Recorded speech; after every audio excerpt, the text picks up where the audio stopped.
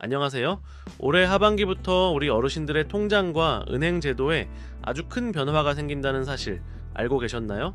그냥 지나치면 내 돈이 위험할 수도 있다는 말까지 나오는데요.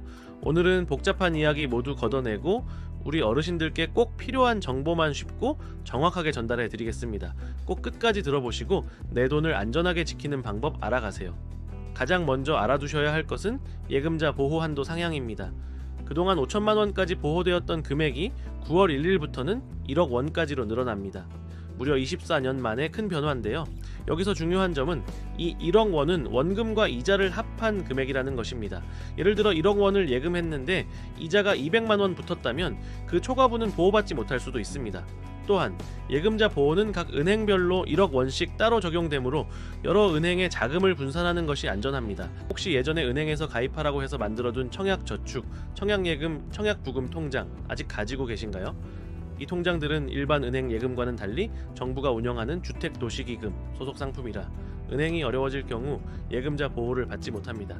일반 예금은 1억 원까지 보호되지만 청약통장은 예외인 거죠. 그래서 정부는 주택청약종합저축으로 전환할 것을 권장하고 있습니다.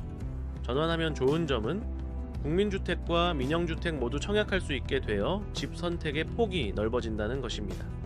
또한 지금까지 납입한 금액과 가입 기간은 그대로 인정되니 지금까지의 혜택을 그대로 유지할 수 있습니다. 전환 기한은 9월 30일까지이니 앞으로 청약 계획이 있으시다면 꼭 챙기셔야 합니다. 만약 주택청약종합저축에 1억 원 이상의 자금이 있다면 이 역시 은행별로 1억씩 따로 보호되도록 여러 은행에 나눠두는 것이 안전합니다. 은행에 돈을 맡긴다고 해서 모든 것이 예금자 보호가 되는 것은 아닙니다. 아주 간단하게 구별할 수 있습니다. 정기예금, 적금, 보통예금과 같이 일반적인 예금 상품은 다 보호됩니다. 하지만 펀드, 주식, 채권, 변액보험 등은 보호 대상이 아닙니다. 가입시 상품 설명서나 계약서 앞부분에 예금자 보호 대상인지 명확히 표시되어 있으니 이 부분을 꼭 확인하세요. 이 한 줄이 여러분의 소중한 자산을 지키는 가장 중요한 포인트입니다. 많은 분들이 우체국 예금은 예금자 보호법 대상이 아니라고 헷갈려 하시는데요. 사실 이것은 오히려 더 든든한 장점이 될 수 있습니다. 왜냐하면 우체국 예금은 정부가 직접 얼마를 맡겨도 전액을 책임지고 보장하기 때문입니다. 은행의 1억 원 한도와 달리 금액 제한이 없다는 것이죠. 다만 이자율이 조금 낮거나 대출 서비스 등이 제한적일 수 있으니 예금 보호를 분산할 때 우체국을 중요한 선택지로 고려해 보시길 바랍니다. 여기서 한 가지 더 말씀드리자면 앞으로는 저축은행들도 주목해 볼 만합니다. 예금자 보호 한도가 1억 원으로 늘어나면서 저축은행들은 더 많은 고객을 유치하기 위해 고금리 경쟁이 치열해질 것으로 예상됩니다. 안정적인 우체국 예금과 함께 안전한 범위 내에서 조금이라도 더 높은 금리를 받을 수 있는 저축은행 상품도 한번 비교해 보시는 것을 추천합니다. 물론 저축은행도 예금자 보호가 되는 상품인지 꼭 확인하셔야겠죠.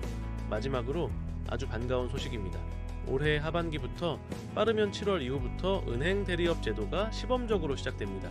이제 우리 동네 우체국이나 농협, 저축은행 같은 곳에서 다른 은행의 업무를 대신 처리할 수 있게 됩니다.